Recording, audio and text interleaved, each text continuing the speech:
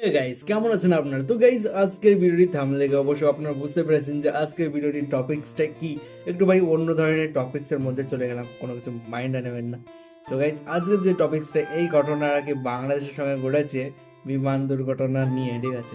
তো আজকের ভিডিওটির টাইটেলটি হলো বিমান দুর্ঘটনার গোপন রহস্য ফাঁস, ফেঁসে গেল সেনা প্রধান ও প্রধান উপদেষ্টা। তো ভিডিওটি দেখতে হয় তো নাকি? তো ভিডিওটি দেখবো, তার জন্য প্রথমেই বলবো যে আমাদের চ্যানেলটিতে যারা যারা ফার্স্ট টাইম এসেছে অবশ্যই চ্যানেলটিকে সাবস্ক্রাইব করে দিও। আর যারা যারা এই ভিডিওটি এখনো দেখোনি, ভাই অনেক পরিমাণে ভিউজ হয়ে এসেছে, সম্ভবত অনেকেই দেখেছে, আবার যারা যারা দেখোনি তারা আমার সঙ্গে দেখবে। আর ভিডিওটির অরিজিনাল লিঙ্কটা অবশ্যই ডিসক্রিপশন বক্সের মধ্যে থাকবে, আপনারা চাইলে সেখান থেকেও দেখতে পারেন। তো বন্ধুরা চলো বেশি দেরি না করে আজকে ভিডিওটি শুরু করা যাক, কারণ ভিডিওটি খুবই ইন্টারেস্টিং। উত্তরার আকাশে এক মুহূর্তের বিকট শব্দ, এরপরই একটি যুদ্ধবিমান স্কুল ভবনে ধসে পড়ল। এভাবেই হঠাৎ থমকে গেল নিষ্পাপ কতগুলো শিশুর ভবিষ্যৎ। উত্তরা মাইলস্টোন স্কুল অ্যান্ড কলেজে মর্মান্তিক দুর্ঘটনায় হতাহতের সংখ্যা গোপন করা হচ্ছে এমন অভিযোগ উঠে বিভিন্ন মহলে। আর দুইটা ক্লাসরুমে যখন যে জায়গায় পড়ছে দুইটা ক্লাসরুম 30 থেকে 60 জন, এখানে ওনার 60 জন স্পট ডেট শিওর। আমরা এটা কেন মিথ্যা কথা বললাম? আমাদের যে নিহত সংখ্যাটাকে ওরা হাইড করে রাখছে, আমরা এটা স্পষ্ট একটা নিহত সংখ্যা জানতে চাই।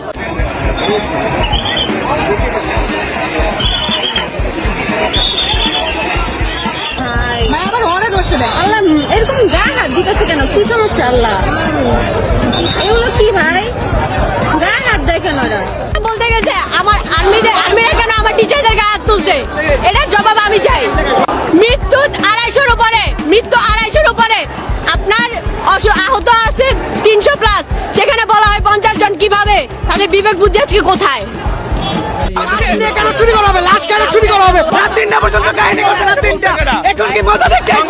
সেনাবাহিনী আমাদের শিক্ষকদের গায়ে হাত তুলছে, স্টুডেন্টদের গায়ে হাত তুলছে। ওরা বিনা কারণে মারছে। ও জাস্ট কতজন মারা গেছে ওটা বলতে গেছিল। এটা কি এইসব কে মারছিল? আর্মি মারছে। আর্মি মারছে। আমার ছেলে ব্রিলিয়েন্ট স্টুডেন্ট, পুরো কলেজে ফার্স্ট হয়। আমরা এই দেশে থাকবো না, এই দেশের পলিটিশিয়ানরা এই দেশটাকে পলিউট করে ফেলছে, আমরা এই দেশে আর থাকবো না, বুঝছেন? এটা হচ্ছে রাজনীতিবিদদের অবদান বাংলাদেশের মানুষের, এবং এই হারামজাদারা যখন সে লেকচার দেয় বাংলাদেশের মানুষকে, ধিক্কার দেয়, জুতা পেটা করা দরকার। এরা গুণগত কোনো পরিবর্তন করে নাই এই দেশের জন্য, আমি নিজে দেখে আসছি। কোনো পরিবর্তন নাই, সাস্টেইনেবল কোনো ধরনের চেঞ্জ তারা আনে নাই, এবং প্রত্যেকটা জায়গায় এই পরিবর্তনে বাধা দেয় এই সান অফ বেচ পলিটিশিয়ানরা। প্রত্যেকটা জায়গায় এদেশের মানুষের জন্য কিছুই করে নাই রাজনীতিবিদ আমার বিবৃতিবাজ, মানে সান অফ বেচেস। গতকাল ঢাকার উত্তরা দিয়াবাড়ির মাইলস্টোন স্কুল অ্যান্ড কলেজে ঘটেছে মর্মান্তিক বিমান দুর্ঘটনা, যেখানে হারিয়েছি আমরা তরুণ প্রাণ, মেধাবী শিক্ষার্থী, এবং এরপর যা ঘটেছে তা আরও বেশি প্রশ্নবিদ্ধ করেছে গোটা জাতিকে। শুরুতেই জানিয়ে রাখি, আজ সারা দেশ জুড়ে পালিত হচ্ছে শোক দিবস। ঢাকার উত্তরার দিয়াবাড়িতে বিমান বাহিনীর একটি প্রশিক্ষণ বিমান বিধ্বস্ত হয়ে পড়েছে মাইলস্টোন স্কুল অ্যান্ড কলেজের পাশে, যেখানে তখনও চলছিল শ্রেণীকক্ষের পাঠদান। বিমানটি উড্ডয়ন করেছিল সোমবার 21 জুলাই দুপুর 1:06। কিছুক্ষণের মধ্যেই নিয়ন্ত্রণ হারিয়ে সোজা গিয়ে বিধ্বস্ত হয় জনবহুল একটি শিক্ষা প্রতিষ্ঠানের সীমানায়। এই দুর্ঘটনার ভয়াবহ ভিডিও ছড়িয়ে পড়েছে সামাজিক যোগাযোগ মাধ্যমে। যে কোনো বিবেকবান মানুষ সে দৃশ্য দেখে গলা ধরে আসবে, চোখে পানি আসবে। যাদের চোখে পানি আসছে না তারা হয়তো দেখে উঠতে পারছেন না, লাশের গন্ধে ঢাকা পড়ে গেছে পুরো ক্যাম্পাস। এমন ভয়াবহতা নিয়ে চলছে চাপা তোলপাড়। বিমান দুর্ঘটনার পর আহতদের দেখতে হাসপাতালে গিয়েছিলেন বিএনপি ও জামায়াতের নেতাকর্মীরা, কিন্তু সেখানে গিয়েই পড়েন গণবিক্ষোভ ও ধিক্কারের মুখে। আপনারা কেন কিছু বলছেন? আমরা বাইরে বসে স্ট্রাগল করতেছি যেন রোগীরা ভিতরে ঢুকতে পারে। ওনারা রাজনীতি করে মারলাম, এখন কি এটা করার টাইম ছিল? ওনারা সবাই মিলে একজনকে সিকিউরিটি 100 জন মিলে যাচ্ছে, রোগী ঢুকতে পারতেছে না। ওনাদের রাজনীতিটাকে আগে, ওনারা যদি রাজনীতিবিদ হতো ওনারা কিভাবে ঢুকতে পারতো? আপনারা কেন কিছু বলতেছেন না? বিশ্বের সবচেয়ে ঘনবসতিপূর্ণ শহরগুলোর একটি ঢাকা, অথচ সেই শহরের আকাশে চলছে যুদ্ধ বিমান বা প্রশিক্ষণ বিমান।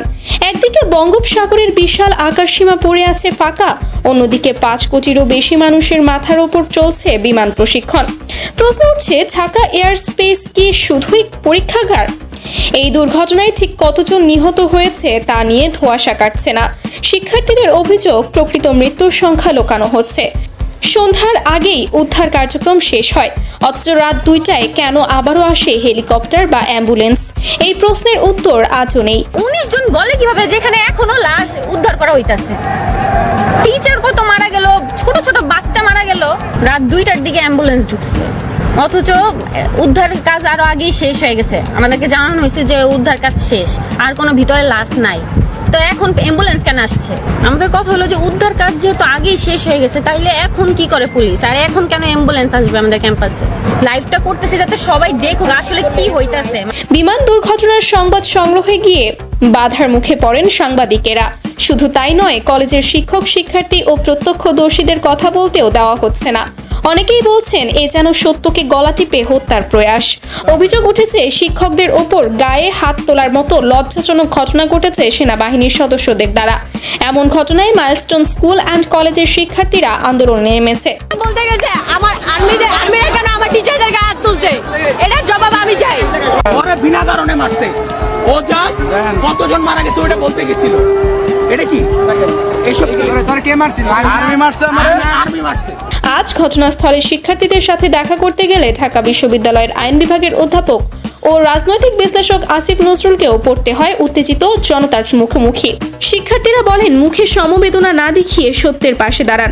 রাজনৈতিক বিশ্লেষকরা বলছেন, এই ঘটনা শুধু দুর্ঘটনা নয়, এটি প্রশাসনিক ব্যর্থতা, অবহেলা এবং ক্ষমতার অপব্যবহারের নগ্ন চিত্র। বিমান বাহিনী যদি নিজ দায়িত্বে দায় স্বীকার না করে, এটি হতে পারে একটি জাতীয় নিরাপত্তা সংকটের সূচনা। আজকের এই ভিডিওর মূল উদ্দেশ্য কোনো রাজনৈতিক দৃষ্টিভঙ্গি ছড়ানো নয়, বরং এটি একটি জাতির দায়বদ্ধতা, যেখানে শিক্ষার্থীরা মরছে, অস্ত্র কেউ দায় নিচ্ছে না। আজ আমরা কাঁদি ভবিষ্যৎ প্রজন্ম হারানোর যন্ত্রণায়। তো চলুন আমরা দেখে নেই লাশের হিসাবের গরমিল ও এমন অনাকাঙ্ক্ষিত ঘটনা নিয়ে কি বলছেন রাজনৈতিক বিশ্লেষকরা। এই বিমান দুর্ঘটনায় মাইলস্টোন স্কুলের উপরে সাথে যে দুর্ঘটনা ঘটেছে, এই দুর্ঘটনায় যারা নিহত হয়েছেন তাদের আত্মার মাগফিরাত কামনা করি, এবং আহত বা নিহত যারা আছেন তাদের পরিবারের প্রতি সমবেদনা জানাই, এবং it's a great loss of lives for entire nation. আমার এই লাইভের বিষয় না যে ধরেন কাউকে দোষারোপ করা, it could have take place, accident could take place. যদিও বলা হচ্ছে যে বাতিল মাল, অর্থাৎ এয়ারফোর্সের যে প্লেনটা, এটা নাকি খুদ চীনেই বাতিল করা হয়েছে, ডিসার্টিফাইড করা হয়েছে, এবং it's not certified anymore to fly. But Bangladesh এটা, মানে বাংলাদেশ এয়ারফোর্স এটা পরিচালনা করে। এটা একটা দুঃখজনক ঘটনা, এবং it got to B investigated. বাংলাদেশের মানুষ প্রতিদিন যে ধরনের হেইজার্ডাস পরিবেশে বসবাস করে, পৃথিবীর কোনো দেশে এমন বিপজ্জনক ঝুঁকিপূর্ণ অবস্থায় বসবাস করে কিনা আমার জানা নেই। ধরুন আমি রিসেন্টলি আসলাম বাংলাদেশ থেকে, আমি দেখে আসলাম সেটা হলো যে গোট থেকে আপনার উঠান থেকে আপনার রাস্তাঘাট থেকে হাইওয়েজ টু মার্কেট, প্রত্যেকটা জায়গায় এমন হেইজার্ডাস এনভায়রনমেন্ট তৈরি করা হয়েছে বাংলাদেশের মানুষের জন্য, যে মানুষ কোর্ট থেকে বেরিয়ে যদি মার্কেটে যায় বা শহরে যায়, সেখান থেকে ফিরে যে আসে প্রতিদিন, এর চেয়ে বড় আল্লাহর নিয়ামত, রহমত আর হতেই পারে না। Because the surrounding environment so hazardous, so dangerous, মানে আপনার বাংলাদেশের মানুষের জন্য। এই দেশটা কোন পরিবর্তন করে না, এই দূষিত অযোগ্য অপদার্থ করাপ্টেড পলিটিশিয়ান কিছুই করে না আপনাদের জন্য। আমি আপনাকে বলি, আপনি গোড়ের ভিতরে আছেন, আপনি নিম্নমানের মাল আপনার ঘরে ব্যবহার করেছে, যে কোনো সময় দোষে পড়তে পারে। আপনি বাহিরে গেছেন, you have a nice Pajero or maybe you have a nice Mercedes, but the roads are so unsafe for you, anytime truck এবং বাস আপনার উপর দিয়ে উঠে যেতে পারে। This is so dangerous, এবং আমি প্রতিদিন ফিল করেছি যে আমি যে ঘর থেকে বেরিয়ে আসছি, সেখানে করে ফিরে যাবো কিনা, ফিরে যাওয়াটা এর চেয়ে বড় রহমত আর নিয়ামত আল্লাহ হতেই পারে না, এর চেয়ে বড়। অর্থাৎ বাংলাদেশের রাষ্ট্র ব্যবস্থাটা এমন ভাবে, এবং যে টোটাল মেকানিজম এমন ভাবে বাংলাদেশের মানুষকে ঘিরে ধরেছে, এই ডিসফাংশনাল এবং হেইজার্ডাস environment, dangerous. I've never seen anywhere, trust me, anywhere on this planet. And then আমি আপনাকে বলি, যে বিল্ডিং, সরকারি বিল্ডিং গুলোতে আপনি যান না, ধরেন আপনি ঘর থেকে বের হলেন, খাদ্য বেজাল, আপনি যে খাবারটা খাচ্ছেন, আপনি জানেন এটা কতটা দূষিত, রিহিট করে দিয়েছে, আপনার ফুড পয়জনিং আপনি মারা যেতে পারে। খাদ্য বেজাল ফরমালিন, আপনি যদি ধারাবাহিকভাবে এটা খান, আপনার কিডনি এবং আপনার লিভার সিরোসিসে মারা যেতে পারে। আপনি দেখেন, তারপরে আপনার রাস্তাঘাটে যে কোনো সময় বাস আপনার উপরে উড়ে যেতে পারে। Nothing gonna happen. That's it. শিশু হয়তো এতটা unsafe, I've never seen anywhere. এতটা আনসেফ শিশু হয়তো। এটা হচ্ছে রাজনীতিবিদদের অবদান বাংলাদেশের মানুষের। এই হারামজাদারা যখন সে লেকচার দেয় বাংলাদেশের মানুষকে, ধিক্কার দেয়, জুতা পেটা করা দরকার থাকে।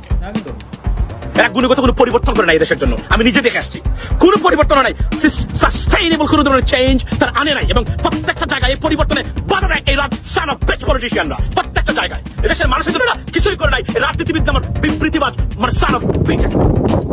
অ্যাবসলিউটলি আমি নিজে দেখে এসেছি। মানুষ যে বেঁচে আছে, তবে বেঁচে নেই বাংলাদেশের মানুষ। 10 years time, kidney disease, liver cirrhosis, colon cancer imminent. It's coming up because the way people are living their lifestyle is dangerous, guys. You can see this. Wait for that. তো গাইস এই ছিল video, মানে বাংলাদেশের মানে আর্মিরা এখনো যে সব date over হয়ে গেছে, মানে এক্সপায়ার হয়ে গেছে, ঠিক আছে, সেই যুদ্ধ বিমানগুলো যদি এখনো প্রশিক্ষণ করা হয় বা ওই প্লেন যা যে এক্সপায়ার হয়ে গেছে সেগুলো বাতিল করে দেওয়া উচিত। আর দ্বিতীয়ত তখন বাতিল করা উচিত সেই জন্য যদি আবার চালানোর জন্য চেষ্টা করছে, তা ভাই ফাঁকা মাঠ অনেক সমুদ্র রয়েছে, পদ্মা নদীর উপর আর কি চালাও, সমুদ্রের উপর দিয়ে চালাও, ভাই কোনো আপত্তি নেই। ভাই ক্রাশ হলে ভাই নিজ পাইলট শুধু মরবে, ঠিক আছে, কোনো সাধারণ মানুষ মরবে না, ঠিক আছে, এটাই তো সাধারণত নীতি, ঠিক আছে। তো এবার কেমন কি ঘটেছে কিনা সেটা তো জানি না, কিন্তু মেইন কথা হচ্ছে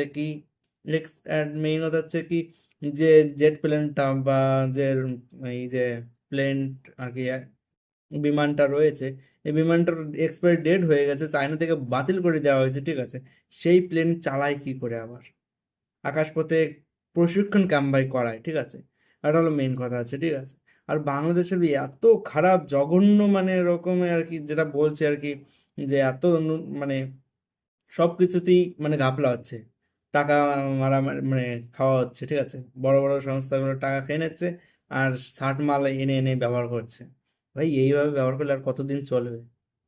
তো যাই হোক, অনেক মানে এখানে অনেক অনেক মানুষ মারা গেছে, ঠিক আছে, এই যে বিমান দুর্ঘটনার ফলে, ঠিক আছে, সেখানে বাংলাদেশের সরকার বলছে কি 20 জন মারা গেছে, 50 জন মারা গেছে, আবার সারা দিন রাত ধরে আর কি সেখানে মানুষদেরকে নিয়ে যাওয়া হচ্ছে বারে বারে, ঠিক আছে। ওই 300রও বেশি, মানে আরও অনেক ভিডিও দেখেছি, ঠিক আছে, সেখানে 300রও বেশি মানে মানুষ মারা গেছে আর সেটাকে লুকাচ্ছে। আর যারা যারা হোস্টেজ ছিল, মানে যারা আর কি ওই উদ্ধার কার্যে নিযুক্ত ছিল, তারা বলছে যে 300 লোকের উপরে মারা গেছে আর এখনো সে নেওয়া হচ্ছে, ঠিক আছে। তারপরেও কিভাবে ভাই বলে সরকার বলে যে 20 জন মারা গেছে, 30 জন মারা গেছে, 40 জন মারা গেছে, এতটা লুকানোর কি আছে? যেটা কিনা সোশ্যাল মিডিয়ার যুগ, এখন কোনো কিছু আটকে রাখা যায় না, তারপরে এরকম লুকাচ্ছে ভাই সরকারের তরফ থেকে। আর মিলিটারিদের ব্যবস্থা কি ভাই, যাকে তাকে মারধর করছে, মানে এই কথাটাকে ধামাচাপা দিতে চাচ্ছে, ঠিক আছে। তো যাই হোক, বেশি কিছু বলবো না। তো ভিডিওটি আপনাদের কেমন লাগলো অবশ্যই এই ভিডিওটাকে শেয়ার করবে, প্রচুর পরিমাণে শেয়ার করবে, যাতে সবাই জানতে পারে, ঠিক আছে, সবার চোখের সামনে যাতে পর্দাটা খুলে যায়। তো যাই হোক, ভিডিওটি যদি ভালো লেগে থাকে অবশ্যই একটা লাইক করে দিও, শেয়ার করে দিও প্লিজ। আর চ্যানেলটিতে যারা যারা ফার্স্ট টাইম এসেছে অবশ্যই চ্যানেলটিকে সাবস্ক্রাইব করে দিও, লাইক করে দিও, শেয়ার করে দিও।